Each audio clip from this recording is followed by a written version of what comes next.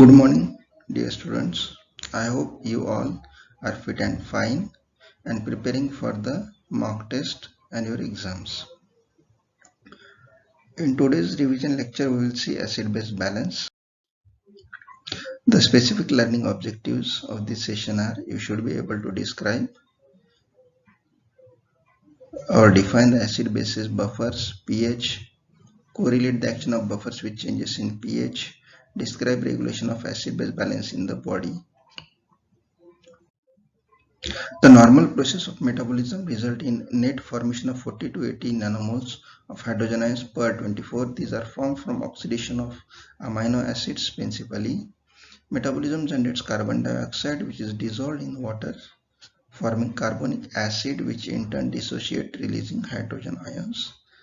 Metabolism also generates fixed acids or non-volatile acids like lactic acid, uric acid, sulfuric acid, which are the sources of hydrogen ions.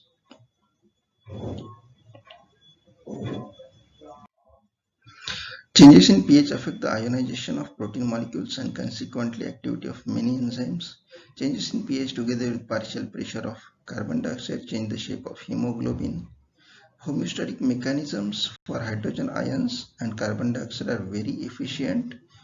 Temporary imbalances can be absorbed by buffering, and body pH is maintained within narrow limits of 7.35 to 7.45 in extracellular fluid. Now we'll discuss what are acid-bases buffers. Acids and bases. According to Bronsted, acids are substances that are capable of donating protons, and bases are those that accept protons. So acids are proton donors, bases are proton acceptors. Example include HCl will dissociate to H plus and proton and chloride ion, H2CO3, proton plus bicarbonate. Bases include ammonia, which accept proton to form ammonium ion, bicarbonate accept proton to form carbonic acid. pH is negative logarithm of hydrogen and concentration. Normal value is 7.4. Range of pH is 7.35 to 7.45.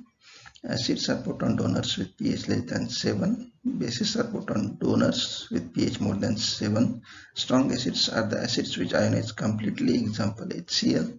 Weak acids are those which ionize incompletely, like carbonic acid. pK value is pH at which the acid is half ionized, and the ratio of salt to acid or base to acid is 1:1. Alkali reserve is bicarbonate available to neutralize the acids. Normal value is 24 millimole per liter. Range is 22 to 26 millimole per liter. Buffers are solutions which resist or minimize changes in the pH. Weak and strong acids. Strong acids dissociate completely in a solution, while weak acids ionize incompletely. So in a solution of HCl, almost all the molecules dissociate and exist as H plus and chloride ions, and the concentration of H plus is very high. It is a strong acid. But in case of weak acid, that is acidic acid,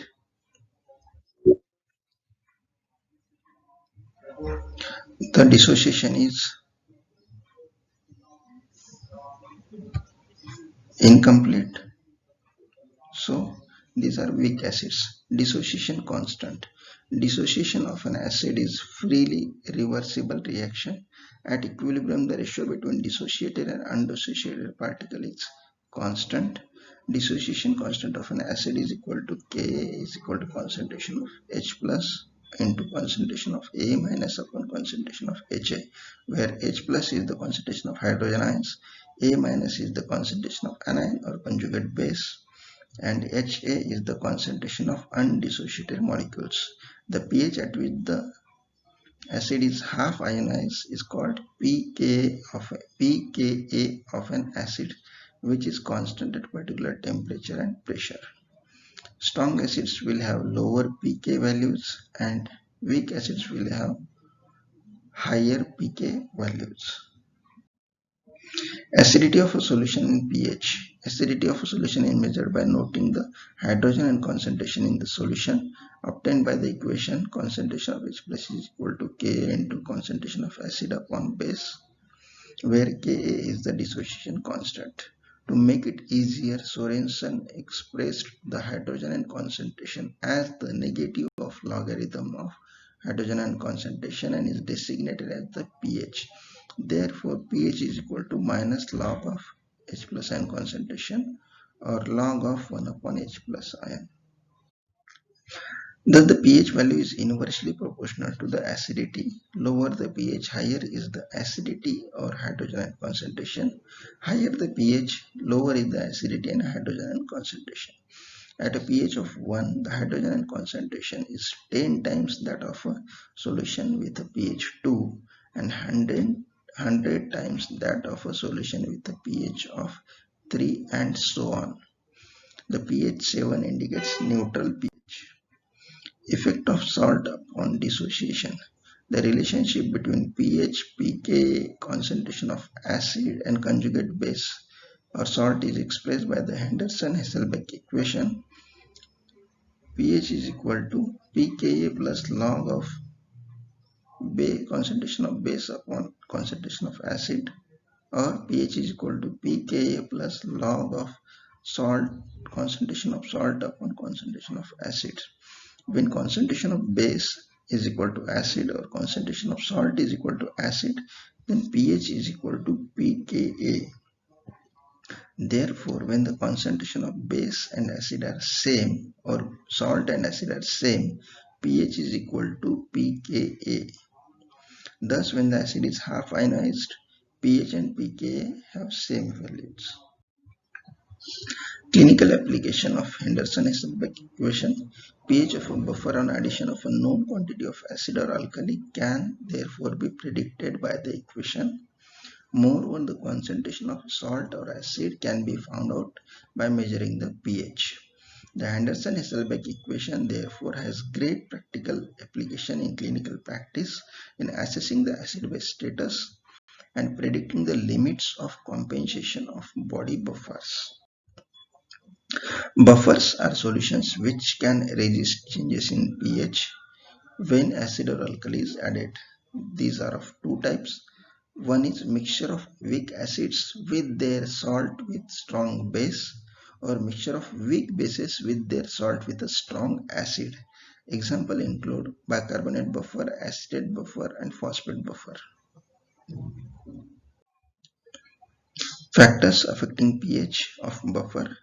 One is value of pK. Lower the value of pK, lower is the pH of solution. Second is ratio of salt to acid concentration. Actual concentration of salt and acid in a buffer solution may be varying widely with no change in pH so long as the ratio of concentration remains the same. Factors affecting buffer capacity. The buffering capacity of a buffer is defined as ability of the buffer to resist changes in pH when an acid or base is added. Buffer capacity is defined by the actual concentration of salt and acid present as well as by their ratio. Buffering capacity is the number of grams of strong acid or alkali which is necessary for a change in pH of 1 unit of 1 liter of buffer solution. How do buffers act? Buffer solutions consist of mixture of weak acid or base and its salt. When hydrochloric acid is added to the acetate buffer, the salt reacts with the acid forming weak acid, acetic acid and its salt. So CH3COONA is a salt in the acetate buffer which reacts with the HCl added and forms weak acid, that is CH3COOH, and salt NaCl. Thus the changes in the pH are minimized. Similarly, when a base is added, the acid reacts with it forming salt and water. So when NaOH is added to the acetate buffer, the weak acid, that is CH3COOH, reacts with NaOH and forms CH3COONA and water and minimizes the changes in pH. Buffer capacity is determined by the absolute concentration of salt and acid. pH of buffer is dependent on the relative proportion of salt and acid. The pH of buffers on addition of a known quantity of acid and alkali can therefore be predicted by the equation. Effective range of a buffer. The buffer is most effective when the concentration of salt and acid are equal or when pH is equal to pKa. The effective range of buffer is 1 pH unit higher or lower than pKa. Since the pKa values of most of the acids produced in the body are well below the physiological pH, they immediately ionize and add H plus to the medium. This would necessitate effective buffering. Normal pH of plasma is 7.4. In normal life, the variation of plasma pH is very small. The pH of plasma is maintained within a narrow range of 7.35 to 7.45. The pH of interstitial fluid is generally 0.5 units below that of plasma. If the pH is below 7.35, it is called acidosis. Life is threatened when the pH is lowered below 7.25. Acidosis leads to CNS depression and coma. Death occurs when pH is below 7. When pH is more than 7.45, it is alkalosis. It is very dangerous if pH is increased above 7.55. Alkalosis induces neuromuscular hyperexcitability and tetany, and death occurs when pH is above 7.6. Volatile and fixed acids. Volatile acids are carbonic acid. Metabolism produces nearly 20,000 milliequivalent of carbonic acid and 60 to 80 milliequivalent of fixed acids per day. Non-volatile or fixed acids are lactate, keto acids, sulfuric acid, phosphoric acid, and 1 mole of glucose produces 2 moles of lactic acid. The volatile and fixed acids, the dietary protein content decides the amount of sulfuric acid and phosphoric acids. The sulfoproteins yield sulfuric acid and phosphoproteins and nucleoproteins produce phosphoric acid. On an average, about 3 grams of phosphoric acid and sulfuric acid are produced per day.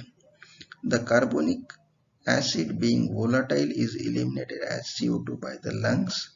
The fixed acids are buffered and later on H plus ions are excreted by the kidneys. Mechanism of regulation of pH. There are 3 lines of defense. First line of defense through blood buffers, second line of defense respiratory regulation, and third line of defense renal regulation. First line of defense, buffers of the body fluids. Buffers are the first line of defense against acid load.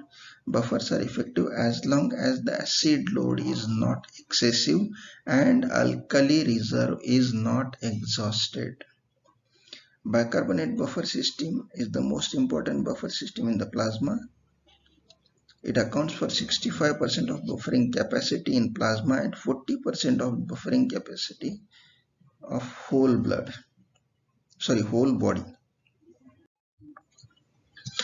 The base constituent bicarbonate is regulated by the kidney, and acid part carbonic acid is under respiratory regulation. The normal bicarbonate level of plasma is 24 millimole per liter. Normal PCO2 of arterial blood is 40 mm of Hg. pKa of carbonic acid is 6.1. Substituting these values in the Henderson-Hasselbalch equation gives which is pH is equal to pKa plus log of bicarbonate upon H2CO3.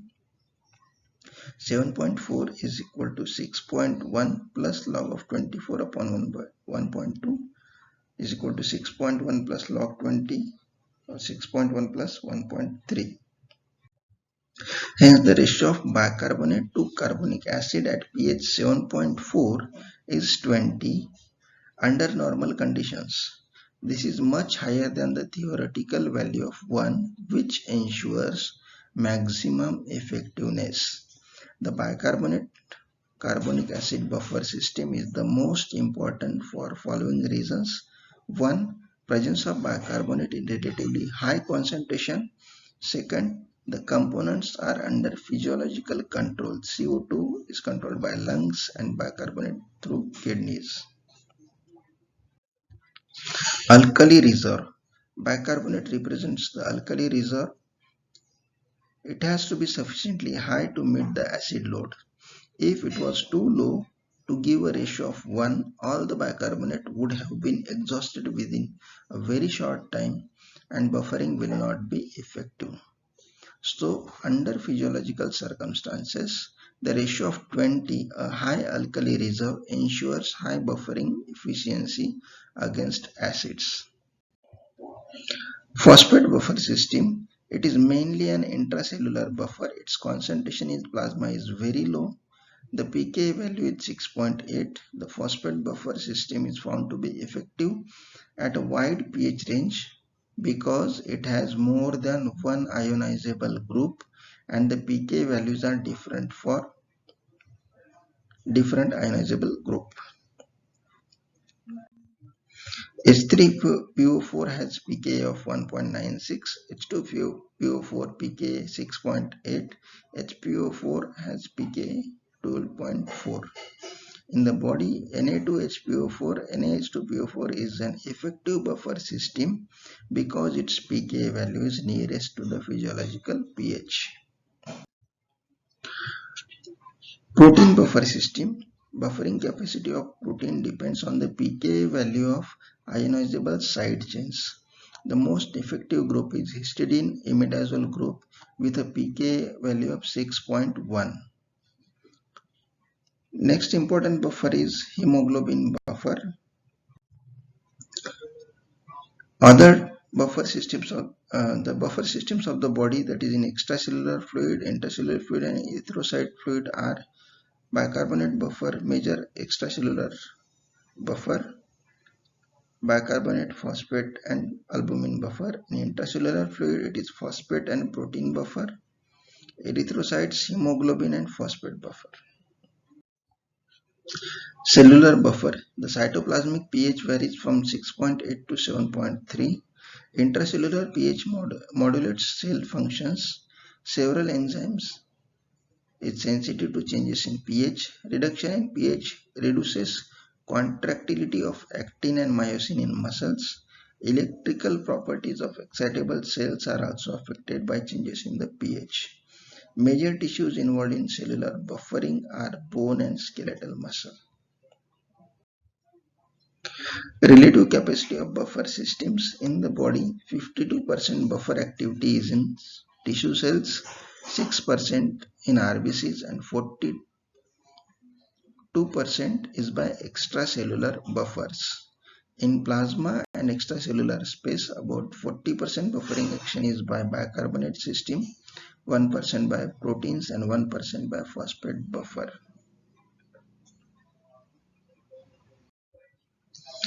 Buffers act quickly but not permanently. Buffers can respond immediately to addition of acid or base, but they do not serve to eliminate the acid from the body. They are also unable to replenish the alkali reserve of the body.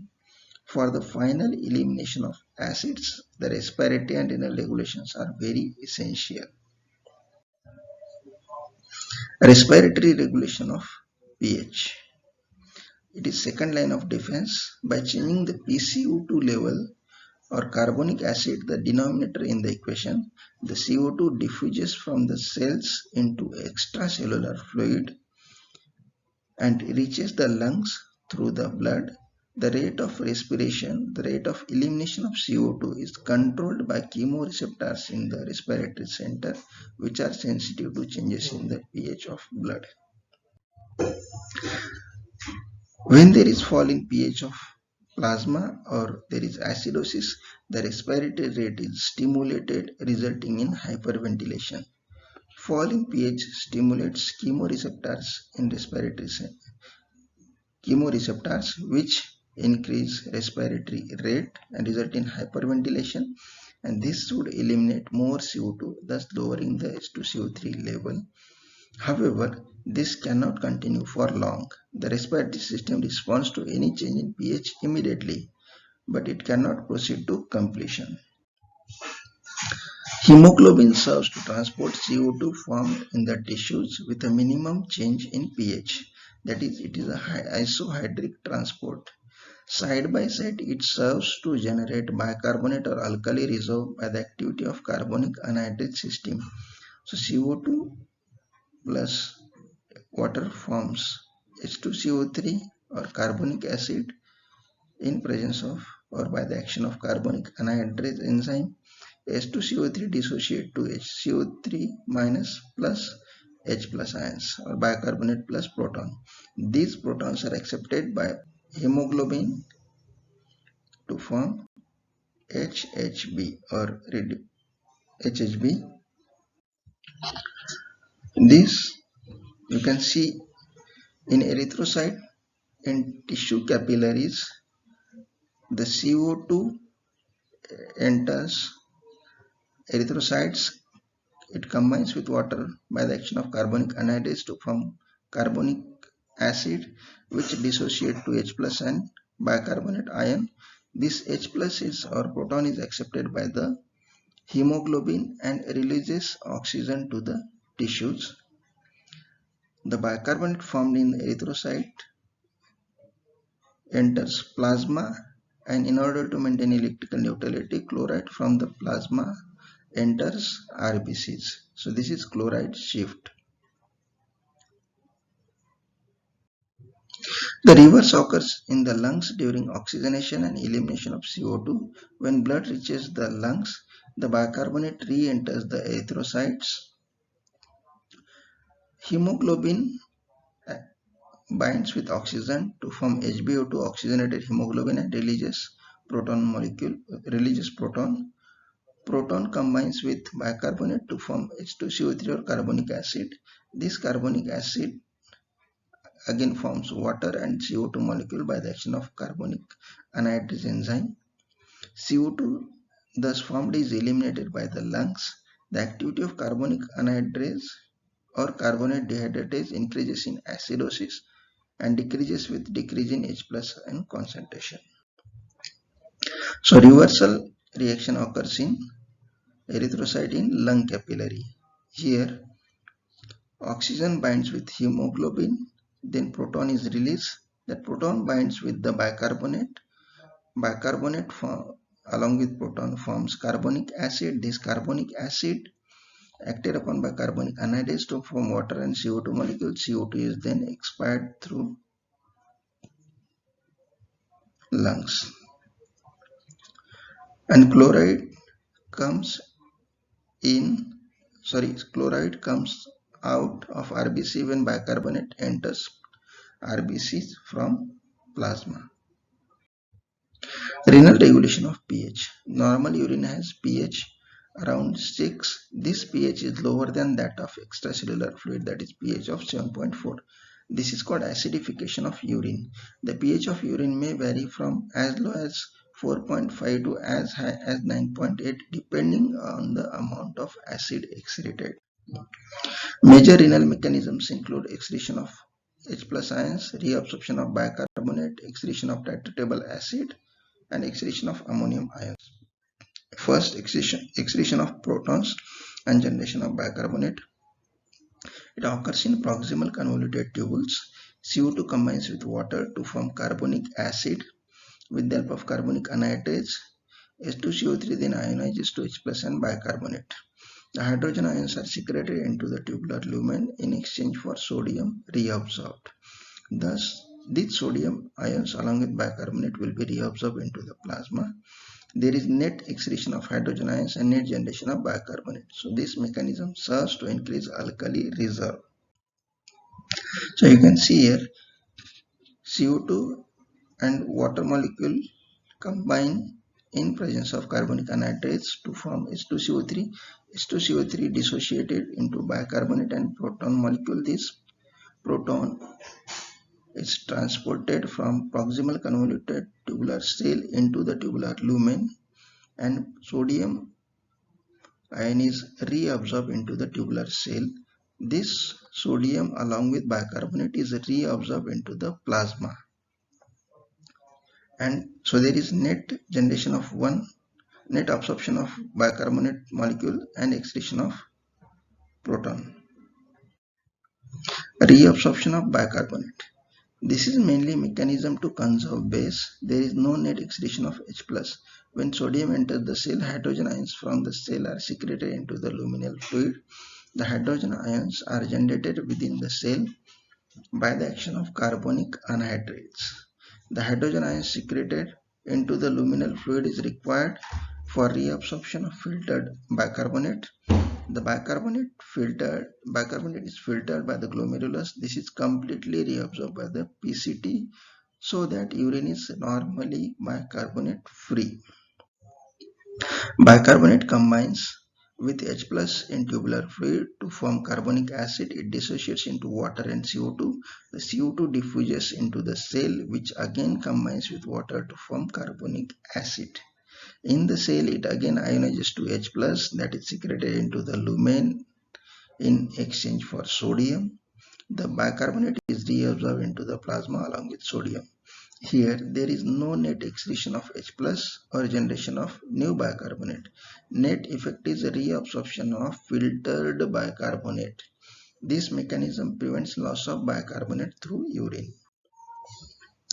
So you can see here, the filtered bicarbonate combines with the proton exchange for sodium. This proton along with bicarbonate combine to form H2CO3 in presence of carbonic anhydrase enzyme, which forms CO2, and water molecule CO2 diffuses into the tubular cell, combines with water molecule, forms carbonic acid, which dissociate to release bicarbonate, and this bicarbonate is reabsorbed into the plasma. Excretion of H plus as titratable acid. In the distal convoluted tubules, net acid excretion occurs. Hydrogen ions are generated in the tubular cell by carbonic anhydrase. The bicarbonate generated within the cell passes into the plasma. The term titratable acidity of urine refers to number of milliliters of 0.1 normal NaOH required to titrate 1 liter of urine to pH 7.4. This is a measure of net acid excretion by the kidneys. Excretion of H plus as titratable acid. The major titratable acid present in urine is sodium acid phosphate. As the tubular fluid passes down the renal tubules, more and more H plus ions are secreted into the luminal fluid so that its pH steadily falls. The process starts in the proximal tubules but continues up to the distal tubules. Due to sodium to hydrogen exchange occurring at the renal tubular cell border, Na2HPO4 or basic phosphate is converted to acid phosphate, that is NaH2PO4. As a result, the pH of tubular fluid falls. The acid and basic phosphate pair is considered as the urinary buffer.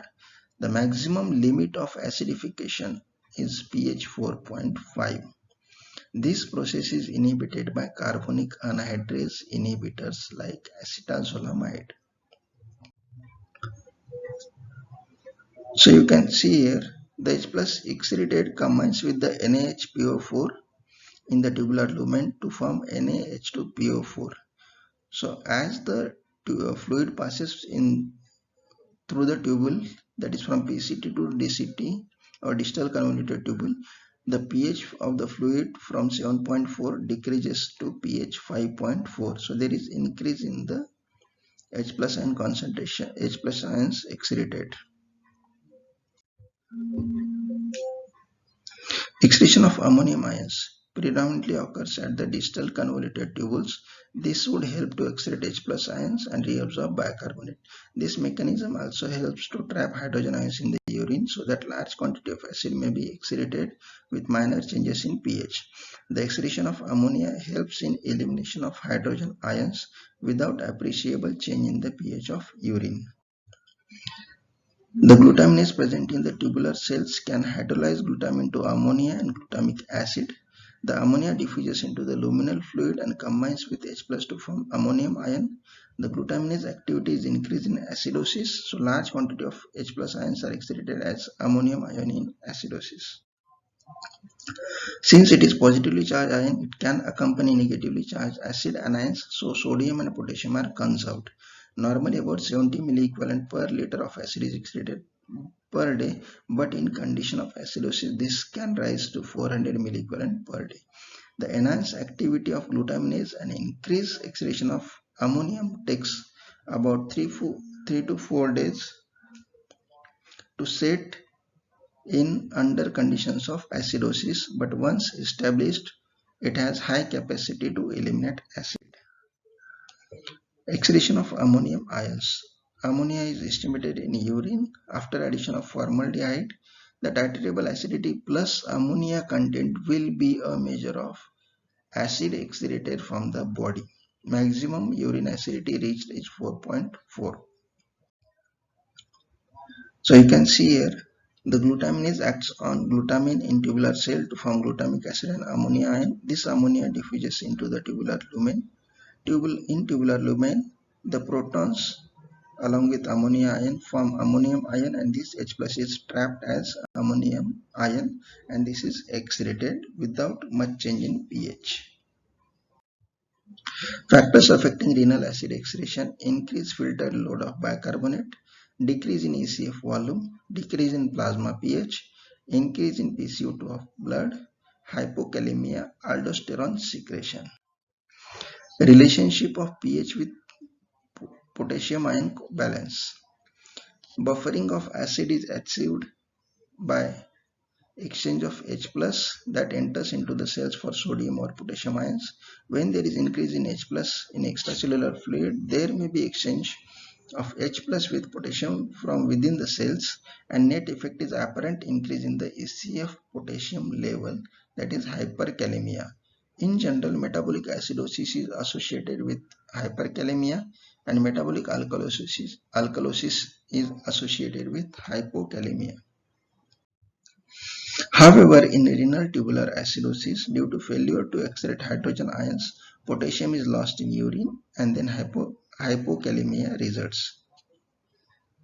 Sudden hypokalemia may develop during correction of acidosis. Potassium may go back into the cells, suddenly lowering the plasma potassium. Hence, it is important to maintain potassium balance during correction of acidosis. Acid-base parameters are to be checked in patients with any serious illness, multi-organ failure, respiratory failure, cardiac failure, uncontrolled diabetes mellitus, poisoning like barbiturates, ethylene glycol. Steps to the clinical assessment. Assess pH. Normally 7.4. If pH is less than 7.35, it is acidemia or acidosis. pH more than 7.45, it is alkalemia or alkalosis. Then assess serum bicarbonate level, assess arterial PCO2, check compensatory response. Compensation never overcorrects the pH. So if pH is less than 7.4, acidosis is the primary disorder. If pH is more than 7.4, alkalosis is the primary disorder. Assess anion gap, assess the change in serum anion gap and change in bicarbonate. Assess if there is any underlying cause. Classification of acid-base disturbances. These are classified into two types: acidosis and alkalosis. Acidosis is again of two types: respiratory acidosis and metabolic acidosis. In respiratory acidosis, there is primary excess of carbonic acid. In metabolic acidosis, there is primary deficit of bicarbonate ion. Alkalosis is rise in pH, and respiratory alkalosis is due to primary deficit of carbonic acid, and metabolic alkalosis is primary excess of bicarbonate. Compensated responses can be uncompensated acidosis or alkalosis, partially compensated or fully compensated. So thank you. This is about acid-base balance. In this topic, the commonly asked question is regulation of acid-base balance. So prepare the different defense mechanisms to maintain the acid-base balance. Thank you.